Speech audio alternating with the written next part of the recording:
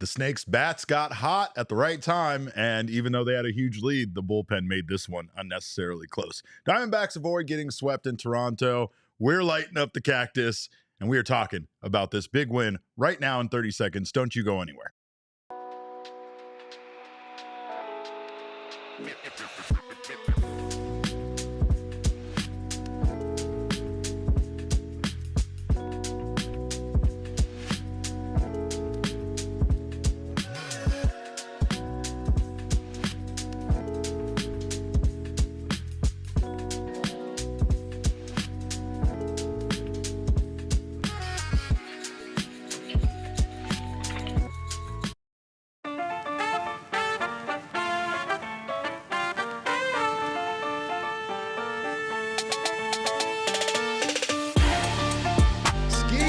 Welcome to another edition of the PHNX Diamondbacks podcast, right here on PHNX. My name is the mayor of PHNX, occasionally known as Derek Montilla. We got our guy, the one, the only dog inside of all of us, Damon Dog, on the ones and twos. And we are so thrilled to have that music playing and to have you guys here to talk about the Diamondbacks winning this one over the Toronto Blue Jays by a score of 9-5. Of course, this show is brought to you by our friends over at Bet365 and Game Time. Go check out Bet365, download their app, use our code of PHNX365, and you'll get yourself some bonus bets when you do that. Of course, go over to Game Time, use our code of PHNX, and you'll get $20 off your first ticket purchase. And this was a big win. This has been a big week around here, by the way. Spirit Week still rolling on here at ALLCITY and PHNX, of course.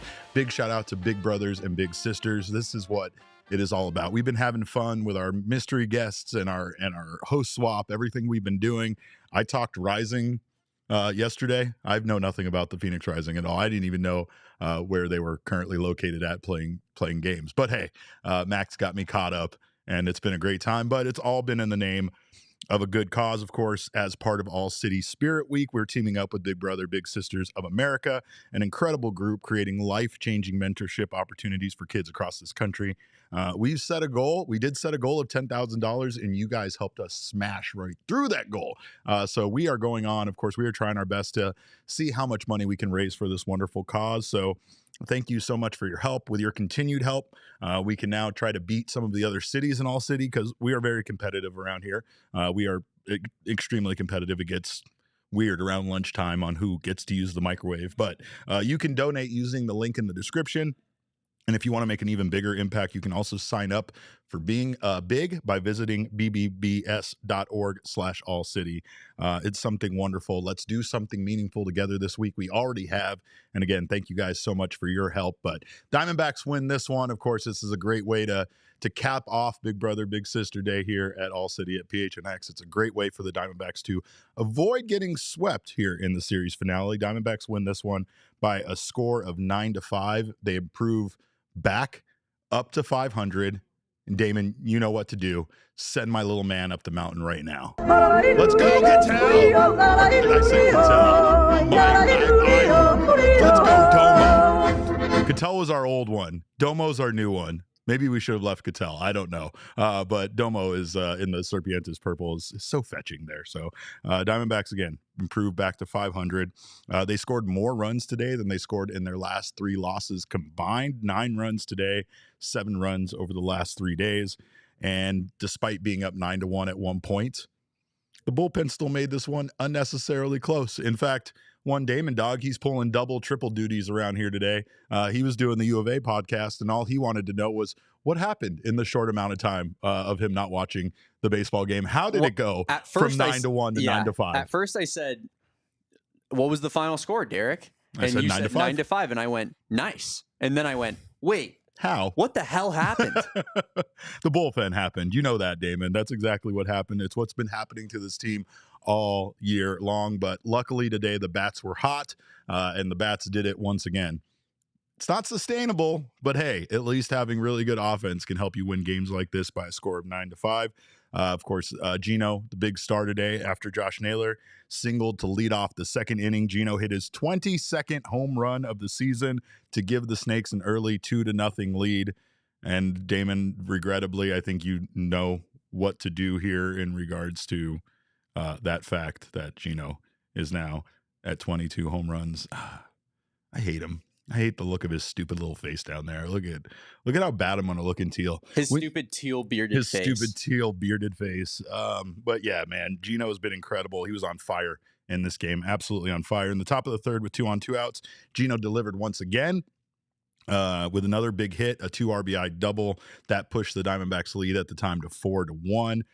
His 4 RBI was tied for the most in a game in his career through the first 3 innings today, and so far his 22 home runs and his 62 RBI puts him in a special category. He is one of 4 MLB players with 20-plus homers and 60-plus RBI, joining Aaron Judge, Cal Raleigh, and Pete Crow Armstrong, who I know my guys over at CHGO are absolutely worshiping these days. Those boys can't get enough of PCA. Me sick.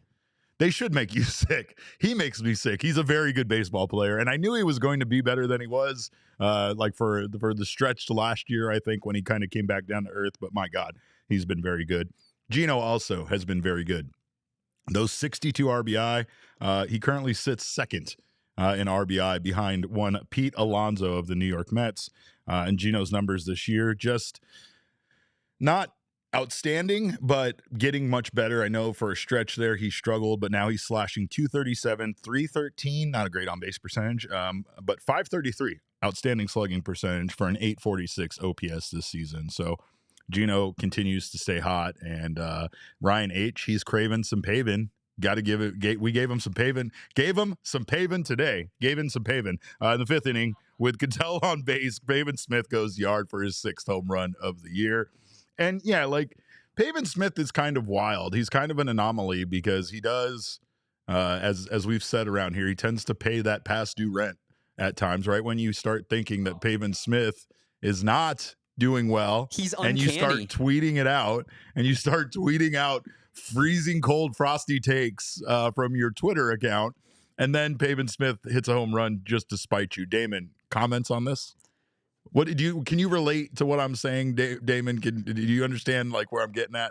I know you might not have directly done this thing that I'm talking about, but maybe you can at least relate to what I'm talking about. Yeah. Today, I took some shots. Obviously, I'm a big Torey Lovullo guy. Everybody knows that. Everybody knows I love Torey. The one thing that I most disagree with Torey on is things like batting Pavin Smith third in the lineup after he's been struggling for the better part of, I don't know, what has it been? A month and a half. Yeah. And what does he do when I tweet, I need Pavin Smith gone yesterday? Mm-hmm. He hits a 2-run home run to kind of, put a knot on this one. So 1 for 2 home run, 3 RBI. Some people might say that it was a nice little warm up to our later Frosty Cold Take, but maybe not as frosty as that one, but or maybe a cool down. Maybe a cool down to a Frosty Take. 2 walks for Pavin today. And again, just a great performance all around for the Diamondbacks offensively. Cattell Marte just seemed to be on base every time you turned around. Cattell was 3 for 5 today, 2 runs scored. He had an RBI. And Cattell, once again, you talk about his numbers this year. Cattell's currently slashing 291, 408, 541 for a 949 OPS. The offense, again, got the job done today. And it's a blessing and a curse. Right. It's the reason why the Diamondbacks are at 500. Their offense continues to be outstanding. And guys like Gino are a big reason why the Diamondbacks keep doing it. Right. You look at Gino's numbers. You look at the company he is currently keeping in regards to those other players in Major League Baseball that he's in that, fairly elite club with right now. But it's the offense right now is getting it done. Corbin Carroll was off today after getting hit on the hand yesterday.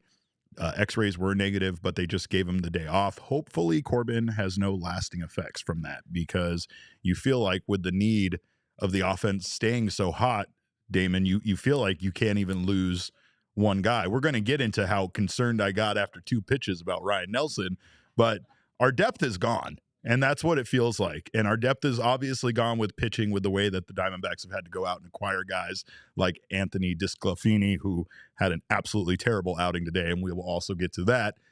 But you just feel like even the offense right now can't afford to lose a Corbin Carroll or a Cattell Marte for an extended period of time without this team sinking without them. I mean, today they actually did really good without Corbin being out there, but it feels like a rare occasion for that to happen. Yeah, absolutely. I mean, I think we've talked about it a lot on this show, like the buy versus sell debate, right? As you fix and give Jesse Jr. a nice little kiss on the cheek. But, this is a situation where the offense, or the defense, I should say, the pitching in particular, is not going to be a playoff caliber pitching rotation, at least until we get to around deadline time. Yeah. And if you want to gain that MLB caliber pitching, that good playoff caliber pitching by that time, you need this lineup to carry you for the rest of the season until that trade deadline shows up. So, I think that being said, like losing Corbin Carroll, Ketel Marte, Geraldo Perdomo, knock on wood, any of guys like that is going to be completely debilitating to this team, because the offense has to be a top 5 offense in baseball for this team to even remain competitive and have the option of buying at the deadline. You're 100% correct. And it's unfortunate because it's a difficult position to be in. You can't really bank on your offense always being the thing that carries you. Now, with that being said, the Diamondbacks still have pieces that could carry them on the pitching side, right? Zach Allen and Merrill Kelly, we know what they're capable of, and we know what they can do on any given night. It's just a matter of consistency right now. Yeah. And the pressure's on those guys. The pressure is very much on them. You essentially, it has to be the 2023 Diamondbacks, where every time Merrill Kelly and Zach Gallen go out there, you got to be like, we're winning this baseball game. Yeah. Because we don't know what we're getting out of Eduardo Rodriguez or Brandon Pfaadt on any given night, given the way that they've been pitching recently. Now, I know the team might not think of it this way, but you and I have discussed this. We talked about it yesterday. Bo and Johnny covered it on their not daily, every single day. Those guys love ball. They talk about Snakes ball all the time, but they covered it as well. And that is this 10-game stretch starting today, quite frankly, because after the embarrassment that was game 2 of this series, you can't help but look at this as a 10-game stretch that defines the Diamondbacks season at this point, right? It might be a little over dramatic. They might not view it this way. They might not want to put the pressure on themselves like that. They might do what they are indeed saying that they do, and just taking it one game at a time.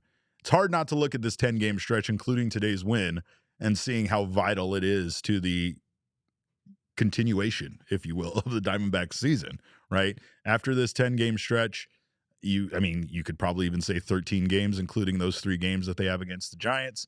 There will be some decisions being made, and Mike Hazen and his front office will start leaning at that point one direction or another.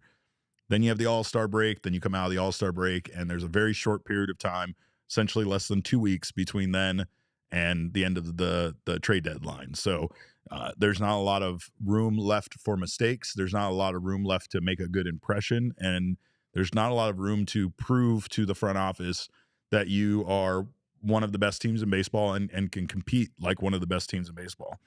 A lot of their shortcomings are due to these losses for the season and beyond. And that's kind of the most heart-wrenching part about this is these losses this year, unlike the losses last year, don't have that optimism of those guys are coming back. We're going to get Merrill Kelly back. We're going to get Eduardo Rodriguez back. We're going to get Perdomo back. We're going to get Ketel back. We kind of had that going on throughout the season last year. This is different. The devastating losses, one after the next. It started with Blake Walston, Jordan Montgomery, Corbin Burns, Justin Martinez, potentially AJ Puck. You feel like it's just one devastating loss after the next that's going to result in season-ending surgery, and not just season-ending surgery, season-altering surgery for next year, because we have no idea when these guys are going to return from such a lengthy recovery process from Tommy John surgery. So as far as this team goes, this 10-game stretch is extremely important, and they at least started it off on the right foot today with a win. And the reason why they won, a big reason why they won today, is one Eugenio Suarez, who is our king snake in today's game. Gino was brilliant today. He went 3 for 5 with a home run, a double. He had 4 RBI. He had all of the Diamondbacks RBI early on, and he was a big reason why they got that big lead, which did get kind of chewed into there late by the Toronto Blue Jays. And I think, yes, part of it is a little PTSD, but we also saw this Blue Jays team just steal a game from the Diamondbacks on Monday. And for quite frankly, after today's win, the Diamondbacks should have won the series in Toronto. Game 2 was a disaster, and you cannot say at any point that the Diamondbacks really had that one in hand, but they did have a lead. So, again, the Diamondbacks here in this one definitely sealed the deal, but it got way too close. And we're going to talk about the pitching and the bullpen on the other side of this break. So don't you guys go anywhere. You're watching the PHNX Diamondback Show. Well, we have a lot of bets going on around here today, especially with all the money we're raising, and people are welching on the bets. So don't like that. Don't like that. Derek, yesterday I bet the ASU guys that they were going to have to wear U of A shirts. I didn't see a single one of them in a U of A shirt. No, not a single one of them. Not one. You know what you could have done is you could have hopped on VMe, and VMe would have helped you out, because VMe is the betting app for person-to-person betting. It's first of its kind, and it allows you to settle bets like this, have people essentially opt in, so there's no getting out of it, and it doesn't have to be for money. You can bet on anything. Wagers can be for money or for free. You can throw a description in there and say, loser has to wear the winner's shirts. We had the situation with PHLY too. They were supposed to wear Diamondback shirts after we beat them in the 2023 postseason. They also did not do that. So make sure people get in on it, sign the contract. You can do 1v1. You can do group challenges. It's great for fantasy sports. It's great for so much. You can bet on sports, video games, fantasy sports, golf games, poker nights, and so much more. It's a great way to get everybody to opt in. No more chasing cash. You don't trust the Venmo guy. You don't have to trust the Venmo guy anymore. No more I'll pay you laters. No more sore losers. So get down on VMe. And of course, we need to do that more around here to make sure these cowards all lock themselves in. So download the VMe app today and play using our code of PHNX, available on the App Store and Google Play. VMe, anything, anyone, anyone, anything, anytime. VMe. Also, you guys were talking on the U of A show about how amazing Branded Bills is. It's a local company from right here in Mesa, Arizona, but their hats are everywhere. Their hats are everywhere. I've traveled and I've seen their hats in Las Vegas. I've seen their hats in California. I've seen them all over the place, and that's because Branded Bills has some incredible hats with a strong logo game and just absolutely comfortable, more comfortable than most hats. If you're looking for some gear to make your brand stand apart, look to Branded Bills. They have you covered with the best custom headwear. You can start your order, and their dedicated team will help you create the exact custom apparel you need. Whether you need snapbacks, truckers, fitted, beanies, it doesn't matter what type of hat, they have you covered. And they have partnerships with ASU, U of A, the Suns, and more. So if you are just a hat aficionado, you can look to their collection and go out and get yourself some wonderful hats from their website. So head to brandedbills.com and use code BBPHNX for 15% off your order. That's BBPHNX for 15% off. Well, Ryne Nelson went out there and did his thing today. Ryne Nelson was absolutely brilliant on the mound once again for the Arizona Diamondbacks. If his fastball is working, then Ryne Nelson is working, and his fastball was definitely working today, but he did give us all a scare. We were so worried early on there. Right after he got his first out, he threw 2 pitches. There was a situation. You people watching might have better insight than we did because the sound was off here in the office, but apparently they just had to go out and check on Ryan. Something wasn't right. Luckily, it was nothing that resulted in him not being able to stay in the game. And if he didn't stay in the game, I don't know what the Diamondbacks would have done. This would have been an outright catastrophe for them if Ryne Nelson wasn't able to pitch in this one for some reason. And it once again just proved to me with my heart stopping, my heart racing, how flimsy the Diamondbacks depth truly is right now at this point. But luckily that wasn't the case. Nelson settled in and he shoved against Toronto. Candace in the chat says he looked so happy when Torey was talking to him after he got off the mound. Yeah, I think I don't know what that whole thing was about, but it definitely seemed like maybe it was just a quick hitch. I don't know, but that was something specifically worrisome. But it was great to see his big smile and him stay on the mound. And his fastball was on fire early, including that big strikeout of Vladdy Jr. there in the first, where he just threw him some gas high up in the zone. His fastball was on point today, and he used it a lot. And you know what? When you're throwing 97 miles per hour, you can throw that fastball a lot. He threw it all over the place. Let's take a look at his pitch chart. Because he definitely didn't throw a lot of pitches today.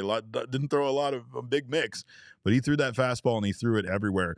What's wild is some of those, as you see, some of those pitches that landed high up in the strike zone, they just had a rise on them. You know, the fact that they were able to elevate in the strike zone made those pitches far more competitive than they even look on this pitch chart. But Nelson was locked in. He threw his fastball 65% of the time. He maxed out at 97.3 miles per hour, and he averaged 95.6.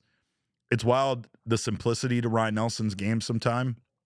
Obviously, it makes all the sense in the world considering that his secondary pitches aren't that good, that he relies so heavily on that fastball, but it is such a good fastball. And again, his command with it really is what makes it that good. Touching 97 definitely helps in this situation. Doesn't hurt, definitely helps. But it's the fact that he can throw 97 with such command.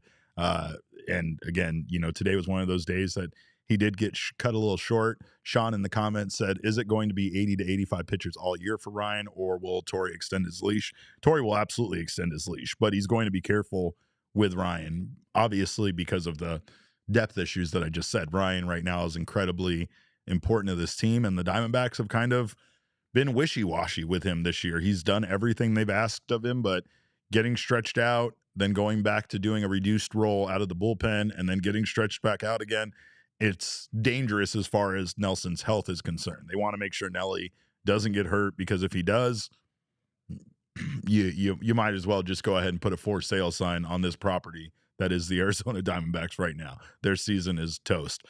Nelson, in fact, is the only reason right now that I think people should have hope, quite frankly. Erod, though, also has been very good since he's returned from, you know, the IL. And we've said it before, but the season does kind of hang on these two guys. We know what the other three in the starting rotation can do, even if they're not doing it consistently. It's more about what are they going to get out of Erod? What are they going to get out of Nelly? And today they got another incredible performance from Nelly. His only blemish was a solo home run allowed to Alejandro Kirk in the second inning. But Nelly went out there and did his thing. 5 2/3 innings pitched. He allowed the 1 hit, 1 earned run. He walked 2, and he struck out 4. So big strikeout, not a huge strikeout day for Nelly, despite the fact that his curveball, or his fastball was working so well. But still, 4 strikeouts there on the strikeout meter. And the bullpen, once he handed it over to them, it seemed like things were going to be fairly easy. The Diamondbacks had a 9-1 lead at that point, and it was kind of looked like it was going to be a cakewalk. But as you know, nothing can be easy with this team. Nothing can be easy with this bullpen. Murillo went out there and did a 3rd inning of work, got Ryne out of the rest of that 6th inning, and it was fine. Nothing of note. But I'm learning Anthony Discolfini. His nickname is Disco, I learned today. And there was definitely panic at the disco when he was out there on this particular day. This man was terrible. And I don't understand how the Diamondbacks go out there and continue to find guys. We have an uncanny ability to have a horrific bullpen, Derek. No one does it like this team. It's amazing. And I think, honestly, like, I understand trying to go out there and find guys, right? Like, I understand trying to find arms that can help you, and no discredit to this man, because I understand what they were going for here. But there was a point where I was ready to start tweeting out fire Torey if he didn't pull this man out of the game. I was really ready to get on the fire Torey train, because we watched a lead dwindle away. And even though the Blue Jays never technically got close to actually winning this game, it felt like it was trending in a disastrous situation, and Disco was not good today. He allowed 2 solo home runs and 4 runs total to score. In 2 innings of work, he gave up 5 hits, 4 runs, 3 of them earned. One of them was because of a terrible throw by Lourdes Gurriel Jr. He did not walk anyone, and he struck out 1. So yeah, this is Sean says it best right there. You literally can't stop watching this team up or down in a game, and that's at least, hey, at least as far as viewership numbers are concerned, that's great, right? But as far as our blood pressure, our sanity, our anxiety levels, not great for that. Not great for that. But the Diamondbacks did seal the deal. Of course, they had to. I felt like they had to bring in Shelby Miller, despite the fact that they had a 4-run lead to close the door. And Shelby was excellent, of course, because for some reason he's always excellent when it's not an actual save opportunity. He goes out there, strikes out 2 in his inning of work. But I get it. I mean, you want Shelby in that closer mindset. It would not appear that there is going to be anybody to come save the Diamondbacks from their close situation or their closer situation unless they make a move here before the trade deadline. And, there's some good options out there. We talked about Kyle Finnegan, who, again, hasn't been great lately, but maybe that changed his price a little bit. Also, David Bednar is another name that a lot of people are talking about in regards to the Diamondbacks with how terrible is he still on the Pirates? Is it a terrible Pirates team? I don't know how good he's been even really recently. Let me look up his stats real quick. I know he has a 1-5 record right now, which means that he's blown a couple saves. A 3.38 ERA though is not, he'd be the second bad. best pitcher in our bullpen instantly. Yeah. And honestly, I mean, Shelby Miller's been outstanding, but the Diamondbacks need somebody that can close. And even that 1-5 record, even that unreliability, I think a lot of it would still be welcomed here. And he fits right in, right? Four blown saves or however many blown saves. He sounds like a Diamondback already, but they do need some help in the bullpen. I wouldn't be surprised at all to see Diamondbacks part ways with Disclafini here soon, but maybe they don't based on the way that they just need arms. So they are trying though. They are trying to go out there and add names, and one name in particular that I like that I saw is now available because he opted out of his deal. Hold on one second. Is Richard Lovelady. Oh yeah. Yeah. So I know there's a lot of people that are kind of drooling over him just a bit. And again, he's not had a good season, not had a good season at all. In fact, with the Toronto Blue Jays, he had a 21.60 ERA in 2 starts or 2 games, 2 appearances. So, but fit right in as well. Yeah, sounds like you would fit regarding right David Bednar, he has 10 save opportunities and 10 saves. So he actually hasn't blown a save, I guess, technically. But he does have a 1-5 record. So I guess in tie baseball games, he goes out there and loses the lead every time. But if he gets a save opportunity, he's been money. He's the anti bullpen guy, right? Like that's the opposite. I mean, we have guys that can keep it tied, but we just can't have guys that close it when we have a lead. So maybe he's the right one. Maybe he's the right man for the job. But we have more to discuss in regards to this series. We're going to talk about the numbers from this series. We're also going to talk about the NL West. And of course, neither of those things are things I'm super excited to do, but we're going to do it anyway on the other side of this break. Don't you go anywhere. You're watching the PHNX Diamondback Show. Well, we've talked about pure edibles and the usage of pure edibles. So today would be just an uplifting day, right? Like maybe we don't need to be uplifted because the Diamondbacks won, but hey, let's keep the party going with a nice uplifting sativa. It doesn't matter what you are looking for. Pure Edibles has you covered, and they have those effects clearly listed on each tin, so there's no surprises at all. You can also tear or rip your pieces to dial in an exact dosage or to share, and they are a full-fledged candy company, not just gummies, but you can also get chews, their kicks, which are like Starbursts, and their hard candies as well. All of those available in different doses and strains. So check them out. They are available at one of over 130 dispensaries right here in the state. And they're a wonderful way for you to, again, change your mood, make your mood better. And they are a local company from right here in Flagstaff, Arizona at Noble Dispensary, the home of Pure Edibles. Now they are created right here in Phoenix, Arizona. So give them a try. Go find yourself some Pure Edible products from one of over 130 dispensaries across the state of Arizona. Speaking of the state, you know how hot it is today. Today's an insane day. What is it, like 115 degrees today, 118 degrees? It doesn't matter. It's hot, it's horrible, and we're all hiding inside. And of course, that involves air conditioning. I'm sure you know this, but more than half of your cost of your electric bill comes from heating and cooling your home. And APS wants to help their customers save with a smart thermostat. If you have not upgraded to a smart thermostat, it's like you still have a clamshell phone. I don't know what to tell you. Go out there and upgrade to a smart thermostat. They are wonderful. You can obviously set parameters for heating and cooling on a smart thermostat. You can set a schedule. And most importantly, you can control it from your smartphone device. And it's the best thing to do. Like I said, that way I can, not run my air conditioning at full blast when I'm not home, but I can turn that sucker down when I'm getting ready to head home. It's nice and cool when I walk in the front door. APS, if you're on an APS time of use plan, you can, again, use your smartphone or device to automatically adjust that thermostat, and APS customers may be eligible for smart thermostats for up to $0, as low as $0, when you enroll in the APS Cool Rewards program. If you're not sure how to install a smart thermostat, free installation is available at APS Marketplace. If you already have a smart thermostat, you can see if it's eligible to enroll in Cool Rewards, find instant rebates, discounts, and special offers on smart thermostats, energy efficient appliances, and more at marketplace.aps.com. Must be an APS customer and pay shipping and taxes. Other restrictions apply. Go to marketplace.aps.com for more information.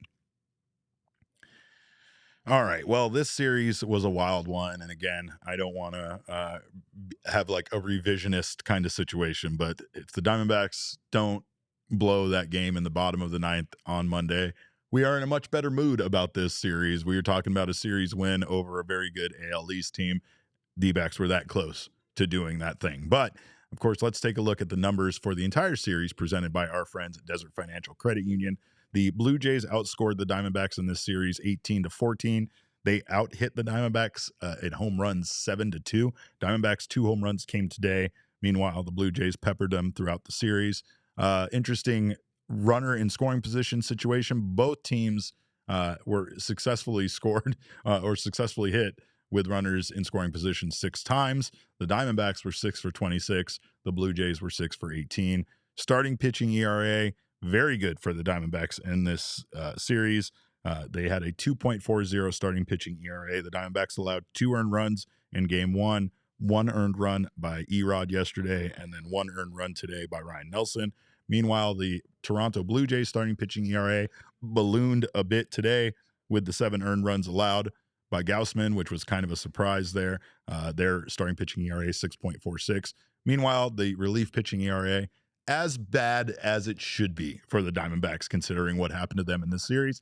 Diamondbacks had a 10.80 relief pitching ERA in the series, 2.31 relief pitching ERA for the Blue Jays. Diamondbacks could not do much against their pen in this series, which, again, is a little bit of a surprise considering that they did get their offense rolling at one point. And in both of these games, they were able to score, at least both of the games that they were in. I'm not counting yesterday's game, but both of these games they were in, they were able to get the scoring done early. It was just a matter of keeping it going late against the Toronto Blue Jays bullpen, and they did an excellent job at holding the Diamondbacks. Where do they stand in the drunken orgy of violence known as the NL West? Well, let's take a look at our updated standings here. Diamondbacks are still 8.5 games behind the Dodgers at 37-37. The Padres sit 6 games behind the Dodgers at 39-34. The Giants, 4 games back, despite the fact that it felt like just yesterday they had a share of the NL West lead. They sit at 42-33. They are 4 games back. And the Dodgers seem to be kind of starting to run away with it here a little bit at 46-29. Nauseating. It's sickening, but again, it's kind of like we discussed, which allowed Damon to once again, I guess, expose me as a hidden Dodger fan. Well, it's your favorite thing. Yeah, right. You love telling everybody that we need to root for the Dodgers. I do.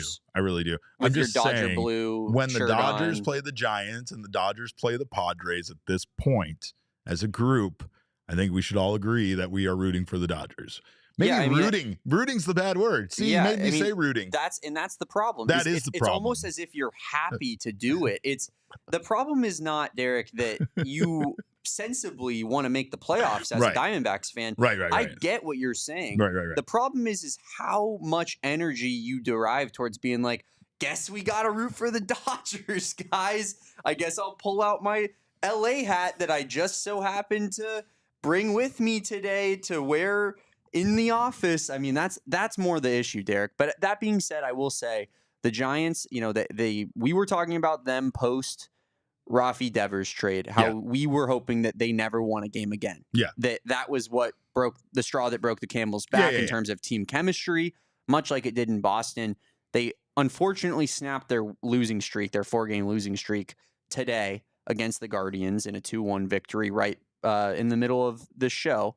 But they're not playing good baseball right now. The Padres, same thing. It does feel like that this is the portion of the season where the Dodgers just go on like a 11-game win streak and the division is locked up before the All-Star break. And then everybody's like, baseball doesn't have a problem. Devers, by the way, 1 for 3 with a walk and a strikeout. That one hit was a single. Man, imagine having that guy on your team. Imagine mortgaging the future on that guy. Imagine. Yikes. Imagine. Maybe Boston knew something that we don't know. I don't know, but yeah, no. And then there's the Rockies, by the way, who the Diamondbacks take on next. And we are going to preview that series tomorrow with our 12 p.m. show. However, I can't lie, Damon. I have my concerns. Because, of course, just like when we faced the stupid Cardinals when they were on their best, playing their best baseball on their hottest winning streak of the year, the Rockies, they were on a winning streak. They just lost. The Rockies are 5-5 in their last 10, Derek. That might as well be like the Oakland A's 27-game win streak. Do you have to ungray them on the chart? I don't know what we didn't gray them. We just put infinity as far as games back, but we might as well grade them out. And maybe that's what's making them angry. They are 17-58. Oh God. I just couldn't imagine covering that team. I want to give a shout out to our guys over there at DNVR that do cover that team, because to be fair, they do an excellent job. Sean in the chat, there was a lot of talk about Dodger Derek the Dodger. Ryan says mayor of Dodgertown. Jay Cuddy says LA Montilla, but Sean brought the best one. He just said Derek Monti LA, which is how my name's already spelled. So yeah, that's solid. It almost hurts how much joy you get out of it. It's just delightful, because to me, I've told the story on this program, but before I even cared about baseball, I hated the Dodgers. The Dodgers were my first team I hated. It had nothing to do with their performance on the field or being in the same division as a baseball team that I loved. And it had everything to do with them snuffing us on coming out to sign autographed baseballs after they lost to the Montreal Expos on a Sunday game. That's absolutely classic, Derek. I'm sure their guys were like illegally gambling on baseball or something. They probably was signing the autographs of children. Was. But luckily, the Montreal Expos came out and they signed our baseballs, and was a fan of that franchise. It's an organization with some class until it folded. Yeah, for sure. But we got Randy Johnson eventually from him, so it's like that's how my love, my connection for this team grew as a small child. But yeah. Anyway, this one, good win for the Diamondbacks. Like I said, we're going to preview this stretch. We're going to talk about the Rockies series tomorrow, but 1-0 in this 10-game stretch. Right now, they have 9 games against teams I'm not even going to say that they should beat. I'm just going to say they have 9 games that are winnable ahead of them. And if they don't win 6 of them, there's a good chance at that point that the Diamondbacks front office might, understandably so, start wrapping it up, right? And start taking those phone calls on players that teams are going to be calling them about. But they can change that. They can do that by playing good baseball and making it as hard as possible on Mike Hazen for him to change his position from being a buyer to a seller. And I've listened to that Mike Hazen interview so many times now, and I still don't really feel like there was a lot of confidence in what he said. I feel like Mike Hazen just said what he wants to do, but it doesn't mean that as a GM in baseball, you're not going to make the tough decision that you have to, should this team not live up to the expectations or make you not believe that they can be competitive in the postseason when that time comes around. Well, and to compound on top of that, Derek, like, Mike Hazen is, it would be a malpractice for his position to, be like, oh, we're not really trying that hard, or to say like we're gonna buy. No matter what. Yeah, I feel like when you say like, oh, we're going to be buyers, you almost up the ante for what teams have to offer you as a seller. Sure. Whereas you're leveraging it a little bit where you're like, what are you talking about? We're a competitive baseball team. Yeah. In order to get rid of Geno Smith, I mean, that would take a lot. Two of your top 3 prospects, I think, because we're trying to win over here in Arizona. So I feel like it's a little bit of posturing. But that being said, like, I do think that him and Torey want to buy. No, you're absolutely right. And not only that, but he's very good at this. He's very good at what he does. We've talked about it with this Diamondbacks team in general. And Mike's made it clear, right? Mike has sat before us in the media when we were asking him about guys they missed out on, or if they were in on a player or whatever. And he's basically said, what does that do for me? What does that do for the franchise for me to tell you that we were in on free agent X or free agent Y and we missed out on them.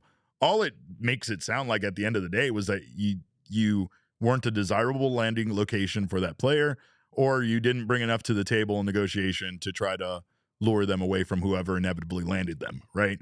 The Diamondbacks play their cards very close to their vest, and that's the reason why when they landed Corbin, for instance, Corbin Burns, that ended up being a surprise to so many people. And it's because at no point were the Diamondbacks one of the teams rumored to be in on Corbin Burns. Maybe they were the whole time. Maybe he really did fall in their lap based on his desire to live here in Arizona. But either way, that nobody knew the Diamondbacks were in on Corbin Burns until he was a member of this team. So Hazen does an excellent job with all of that stuff that you're talking about. And I think he does have a good understanding about what he says in the media and how it's going to impact everything he does, negotiations, what other GMs think about this team. I think you're dead on with that. Like there's no, I guess, no point to coming out in an interview and being like, well, yeah, maybe we'll be sellers. Like it's discouraging to the fan base. It's discouraging to the players. And again, it makes it sound like you're desperate to get rid of guys. Like my phone line's open. Yep. Shoot me a call. You guys got my number. Here. I'm waiting right now for your call, So, but again, Mike does not deliver Frosty takes. However, another legend in the Diamondbacks organization may have delivered a very frosty take to me personally when we were talking to him about his picture taken. So we're going to talk about that on the other side of this break. Don't you go anywhere. You're watching the PHNX Diamondback Show. Well, Game Time is the place for you to get last-minute tickets. Like last night when my friends were all out at Wu-Tang and they were all sending me pictures and I got that FOMO. And despite the fact I told Damon that there was no way I was going to Wu-Tang, I was about to walk across the street and go to Wu-Tang. And I would have done it through Game Time because Game Time is the place to buy tickets and save on tickets up to 60% off by buying them last minute. And it is for procrastinators like me and people who claim they're not going to go to events, but then cannot stand the idea of missing out an event once that day comes around. Game Time picks will help you find the best seat with the cheapest deal, and you won't have to search through all of the tickets available. They also have zone deals right now, which are a great way for you to just pick the area of the arena where you want to sit, and they will find you a ticket and offer you an even better deal than they would have if you would have just picked that seat. You got all-in pricing, which allows you to toggle in all fees. There's no surprises at checkout. And on top of all of that, your purchase is covered with the most flexible customer service policy in the ticketing industry. Take the guesswork out of buying tickets with Game Time. Download the Game Time app today, create an account and use code PHNX for $20 off your first purchase. Again, that's create an account and redeem code PHNX for $20 off. Terms do apply. Download the Game Time app today. Last minute tickets, lowest price, guaranteed. Damon, what time is it? Game time, Derek. It's also, Damon, Frosty time. And I got my wonderful caramel Frosty sitting here right next to me. I've been thinking about it this whole time. It was hard for me to even concentrate on this show because as much as I love the classic Frosties, right now over at Wendy's Frosty Shop, you can get yourself a wonderful mix of Frosties, including their Frosty Fusions and their Frosty Swirl. The Frosty Swirl comes with a delightful swirl of things like brownie batter, strawberry, and caramel, whether you're a strawberry swirl girl or a brownie batter baddie. Like me. Like I'm a brownie batter baddie, and I'm a swirl girl. You're a swirl girl for sure, but they also have you covered with their thoroughly blended and mixed Frosty Fusions, which come with all sorts of ingredients inside. You got Oreo brownie, you got caramel crunch, and you got Pop-Tart strawberries. So check out the wonderful variety of delicious, tasty ice cream treats, especially on this hot day over at Wendy's. Whatever flavor you're craving, odds are Wendy's has a Frosty for it. So clock in for a sweet treat anytime, including midnight or later, with Wendy's all-new Frosty flavors. A refresh on a classic? It's got to be Wendy's. At participating U.S. Wendy's, hours may vary by location, and I'm going to dig into my Frosty right now. The reason why, Damon, is because we have some Frosty takes to address. Now, we've given our Frosty takes. You've had a Frosty take. I've had a Frosty take. We know we've all had lots of Frosty takes on this program, Damon, but it's not every day that we get a chance to have a Frosty take from a legend. And this is not a man I would ever want to dunk on in person. So don't tell him I did this. Don't tell him I said this. Don't tell him we did this at all. But we may have a Frosty take from not too long ago from one of the greatest legends in the franchise history, the one, the only Randy Johnson. Damon, roll that beautiful bean footage. And I've seen the growth of a lot of young pitchers here, and I think this is a great, probably the best pitching rotation that they've had in the history of the Diamondbacks, from top to bottom. Mm-hmm. Do you still think that, Randall? Huh?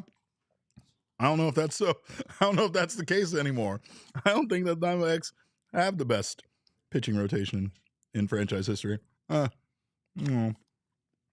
Jay Cuddy says Derek hates Randy Johnson. Not the case at all. In fact, I love Randy Johnson a lot.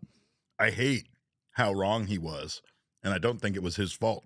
Obviously, we knew the talent was there. Nothing Randy Johnson said that was there was incorrect.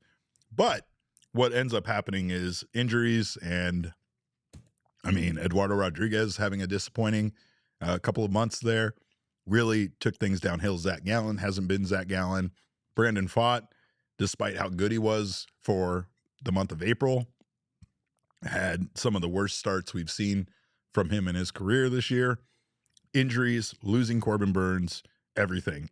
There's just so much about this that is disappointing. But you could definitely say at this point, maybe Randy wasn't wrong about the way it was constructed at the time, but as of now, this is not the best starting rotation in all of baseball. No disrespect to the legend himself. He definitely knows ball for sure. But Randy definitely knows of some sort of curse or something deep down. You know what I mean? Like, as we've talked about, like we had. Oh, he was part of it. Yeah, we had Randy Johnson and Kurt Schilling, and we'll never have good pitchers again. Absolutely. He knows that. Absolutely. There was something from the time that Kim blew those saves in New York during the World Series till now, the Diamondbacks bullpen has been doomed. It's just been doomed. It's a case that should be studied by science because it transcends multiple regimes here. You know what I mean? It's not even like you could say, oh, well, you know, the GM at the time didn't really value. No, it's every GM. It's every iteration. It's every generation. It's every era of the Diamondbacks seems to always have terrible starting or relief pitching, right? We thought this year was going to be different. Obviously, it's not. We thought the starting rotation was going to be much better than it is. It's not. There's a lot of reasons why, but you can't really make excuses because, you know, even the parts that are here that have been healthy haven't really been great, and that includes Zach Gallen, that includes Brandon Pfaadt. Merrill Kelly's been pretty great, but even he's had a couple of bad outings this year. There's not really that consistent ace that goes out there every 5 days and just shoves. Corbin Burns was turning into that, and now they've lost him for at least 12 months, right? So not a lot of good here, but so Jay Cuddy said Randy is seeing into the future. He wasn't talking about the present. Okay. I'll give you that. I'll hold on. I'm not going to hold my breath, but I'll hold on for maybe some better times here with the starting pitching staff. Brandon Chip says time to bring back the cemetery map, Damon, for Chase Field location. Yes, that was some investigative work that Damon did. That's I think is getting more and more prevalent. This is a great point, basketball and football guy. Just as many losses with Bo Brock and Johnny Venerable on the postgame show as Derek and Damon in the new era of this podcast. That's great. We both have one loss apiece, and yet me and you, Derek, have 8 W's. We have a lot of wins. We have a lot of wins. You know, I was thinking about it because we made kind of a foolish promise. This could be a Frosty take. We made a foolish promise that the more that you and I, or the more this team won, the more we would do shows. We would do stuff together, and then you and I both just decided to get drunk on Saturday and try to put together a show unsuccessfully. I have no idea what you're talking about. I know you don't because you definitely were redacted Allegedly. out of that entire show situation, right? But there was a somewhat of a post-game show that happened, and unfortunately, Damon, who is the human Lucky Rabbitfoot of the Arizona Diamondbacks, wasn't on that show. The Diamondbacks went on to lose 3 straight games. Now, I'm not blaming it on Damon. I'm not saying it's Damon's fault. You wouldn't want to do that to your good luck charm. You would want to tell your good luck charm how lucky they are, how special they are to you, what a special, special boy they are. However, I couldn't help but notice what happened when Damon missed out on the Saturday night emergency podcast. Honestly, I hadn't thought of that. And Derek, I'm willing to wear that one. Yeah. I'm willing to wear that one. Because it wasn't that game you blew. It was like the Diamondbacks were like Oh, Damon didn't show up? What's the point of living? Then why do we have to? Yeah, why do we have to? 100%. You know, and in the spirit of keeping it, keeping the microscope on me, I know we already talked about it, but I did make a little graphic for it with a picture of Pavin Smith smiling at the dugout after he hit his home run today. And I said, I took the lineup graphic that the Dbacks tweeted out, that they tweet out before every game, saw Pavin Smith hitting third, said, find me a Pavin Smith replacement yesterday. And then Pavin gave me this, crap-eating grin as he is rounding first base. It's like he was looking for you. Yeah, it does feel that way. He's like, where's Damon? There's Damon. There he is. If I need to say nasty things about Pavin Smith every game to get him to play good baseball, I can be that guy for this franchise. It's like what I implored them about J-Mart. I was like, why do we have to have a conversation to get J-Mart into superhero mode, into Super Saiyan mode, like midway through his outing? Why don't we just go out there, start the ninth with a mound visit, and then get him fired up and let him go, twirl him around. Anyway. Just regarding Pavin Smith, like you said, it's so insane, Derek, how every single time that this guy, you're like, I'm out. I'm officially out. I can't do it anymore. Get Pavin Smith out of the starting lineup for this team. Every single time he's like, cool. Comes over and knocks on your door with a home run. Welcome and he's welcome to the 900 OPS for a month. I know I borrowed all that money from you, and I know I broke your car, and I know I didn't pick you up from the airport like I said I was. But here, have these 2 RBI in this home run. And you're like, oh, fine, Pavin, get in here. Here's a little bit of something extra I baked for you on the side. I made you some cookies. Don't worry about it. Yeah, he's such a sweet boy. It's hard to ever be mad at him, but he was good today. So was Gino. Gino was just, a triple short of the cycle today. Of course, Bert did everything he could on the broadcast to make sure that didn't happen. But speaking of cycles, there was something very special that happened on this day, and it is Thursday. So we're going to take a look not just at Frosty Takes, but Throwback Thursday, of course. It's always Throwback Thursday on Thursdays around here. On June 18th, 2012, Aaron Hill hit his first cycle of the season versus the Seattle Mariners. He would go on to hit another one that same season. What an impressive feat that man was able to hit for the cycle twice. Like, some players are never even lucky enough to do it one time in their whole career. And Aaron Hill had a whole season of doing it, basically. So Aaron Hill, I feel like underrated Diamondback probably. Yeah. Because he was almost, and I know there was a good chunk of time in between there, but he's almost sandwiched between O-Dog and Cattell, who are the best it's a good second baseman that we've ever had at this franchise. Yeah. And then you just have Aaron Hill, who was I made an all-star game for this team, and I was really, really good for the Arizona Diamondbacks. And, he deserves his flowers. I remember in MLB The Show that season, they had how they have those sounders that play in the background of big moments in the season. Oh, yeah. They had the sounder of him hitting his second cycle. Goosebumps. The bicycle. Goosebumps for 12-year-old Damon or however old I was. Oh God, shut up. Anyway, he was special, and you're right though. There's a lot of Diamondbacks, and we were doing kind of an all-time list, and it's hard because there's not a lot of players that have been on this team or spent a majority of their career with this team. A lot of them were already established, and they kind of got traded over here to the Diamondbacks in that infancy when they went on that run and won in 2001.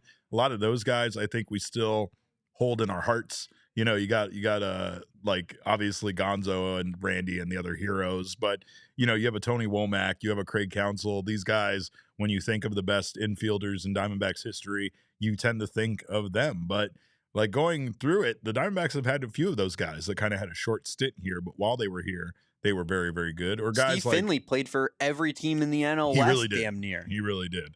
I mean, I remember thinking Chad Tracy at one point was going to be the greatest Diamondback of all time because of how good he was for his stretch, Mark Reynolds after that first month in the majors. Oh, for sure. I mean, the duo of Upton and this is Chris our home Young. run king. Yeah, I mean, it was just amazing. But yeah, it's hard because the Diamondbacks do have a lot of guys. That's why Ketel Marte really has ascended to that Mount Rushmore of Diamondbacks greats. You know what I mean? And he is up there with when you start looking at the most hits in franchise history. Now, given he does have a longer tenure here than most of the other guys, but still it just goes to show how important he's been for this team.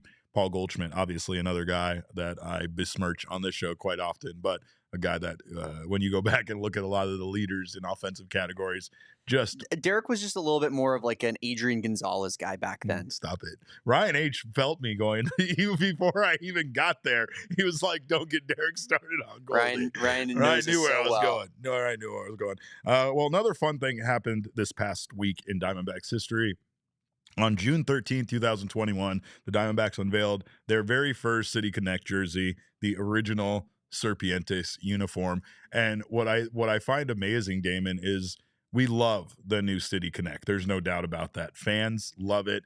Everybody's wearing it. I think once again, when you go to the team shop, the amount of jerseys available are dwindling. Even some of the items I've seen, you can't really find them anymore because they've sold out. Popularity is an all-time high. Yet I find myself already looking at some of the sand-colored Serpientes stuff and just going like, we didn't know how special it was while we had it. You know, it's just a real cool, classy thing. I still like the current City Connect far more than that one, but they've been having, Damon, a lot of that stuff now on clearance in my secret little clearance shop that I won't tell anybody exactly where it is. But whenever I go up there, it's hard to resist how beautiful some of that Serpientes gear is. I feel like I didn't even see most of it. Like this iteration, the purple and teal is everywhere, and I feel like I've seen every single piece of merch, but there's just still stuff from the sand and black days of me finding it going, oh wow, that's a real nice hoodie. I've never even seen that before. Yeah, it's so Arizona. It really was a great look. And, you need to change it up after a while, but, hopefully someday they can kind of go back to it a little bit. I think that would be fun, like the tan and black look a little bit more. I loved it. I really did. And I mean, again, I think maybe it's just now that we're removed from it. To be honest, I still think that the problem was once Fanatics got involved, they took it from sand to like a piss yellow, and we all got sick of it. But that's all the thing. One thing I didn't like that they did with the Serpientes was take the state flag off after the you're absolutely season. Right. That made no sense going into the third season. And then they brought it back on this Serpientes, and it makes it even more of a baffling decision. It's like, look how good it looks. Take the flag off. Look how good it looks on it. Yeah. And actually was the reason I didn't buy one, because I keep trying to find a used one that has the flag, because that's important to me. No, it's funny you say that, because I've realized, I don't know if my love for this state is growing, but throwing like an Arizona flag on like anything, especially like shut up and take my money. Like that, take my money. Throwing it on the back of a hat above the above the adjustable strap or anything like that, I'm like, done. I take it. That's why Brandon Bill's hats are so amazing. Like they do make Arizona hats, but they're not like cheesy lame hats. They're so cool, and they really understand how beautiful some of the stuff we have here is. But and regarding ASU and U of A stuff, they have like state flag outline stuff for those schools, which is really, really cool. That's right. And how big of you to also include ASU in that. I'm proud of you. It's growth. It's called growth. I like to put on for our fine partners. Sean says those old Cardinals jersey with the flag on the side. Egregious that they took away the blue outline. So good. That they took away the old state flag. I mean, those Cardinals jerseys are iconic. They are very iconic for sure. But we appreciate you guys. Thank you for taking a quick trip down memory lane with us. Thank you for Randy Johnson for telling us his thoughts on the starting rotation so we could have a Frosty Cold take. But most importantly, thank you to the Diamondbacks for not getting swept by the Toronto Blue Jays, winning today's game by a score of 9-5. Damon, again, not an easy task ahead, but still an important one. The job, got to take care of business. Got a job to do. Easy, I mean, it is the Rockies. It's not easy. There's still professional baseball players out there. And I think if you go in there with that attitude, that's going to be a huge mistake. Playing their best ball of the season, They really are. I mean, they are. It's not great baseball, but it's still their best ball of the season. And the Diamondbacks have to be careful, right? Their offense wasn't great in these last 3 games before today.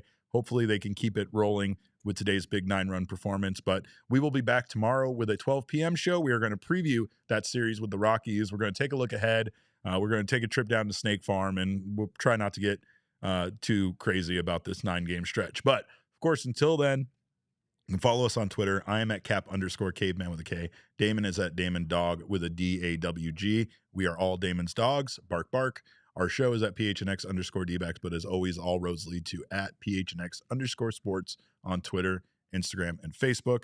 We thank you guys so much for stopping by today. Appreciate your chats. Appreciate your comments. Appreciate everybody that donated to our big brothers, big sisters. Make sure to drop a donation if you can. Every dime counts. And again, even if it's not today live with us, make sure to drop it on any other show, just not any other network. Make sure to do it right here on PHNX. But of course, we appreciate you guys so much. We will see you back here tomorrow at noon. Until then, have a wonderful evening. Behave yourselves. And remember, kids, baseball is fun, but it's so much more fun when your bullpen doesn't make you think that an 8-run lead is going to be squandered.